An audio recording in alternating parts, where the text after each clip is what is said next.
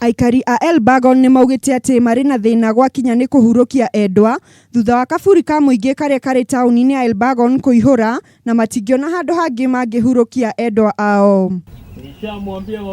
Ukiri uguo ni moritie thirikari imethere handu hangi ha kwambiriria cuburi kuona tauni ino iri na andu aingi kuma miena itiganite na riria mahuruka no mathikirwo kaburi-ini ka muingi. Hatujui likijaa tutaenda wapi.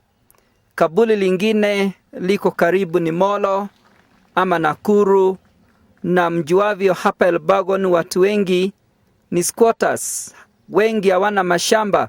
Oho aikari aya ni mataririe mathina maria mageragira hindi ria menda guthikana maria ni hamwe na kwenja kaburi uria gutabatie niguo matigathikurie aria mathikitwo mbere, undu uria ungiiga ugima wao wa mwiri hatika-ini na ni urito gwetha handu hangi ha kuhurukia endwa ao.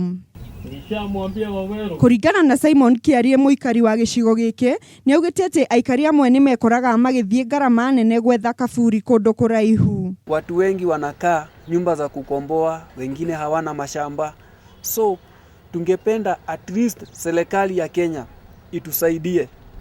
itusaidie na shamba, ili ambapo tunapoteza wandugu wetu tunapata mahali pa kuwapumzisha. Kuringana na murugamiriri wa kamiti ya ugima wa mwiri kaunti-ini ya Nakuru Njuguna Mwaura, kaunti ni yambikite mibango ya kugura mugunda ungi uria ugukorwo na kaburi kangi ka muingi. Na tunaomba wananchi, wafadhili wote na watu wote ambao wako na shamba ambao imepita ekali 5 ambapo tunaweza nunua ile shamba, wakubali tushirikiane, watuambie na ili tuweze kununua ile shamba na ili tupate pahali pa kupumzisha watu wetu. Handu-ini ha Kameme TV, Njitagwo Muthoni wa Ndegwa.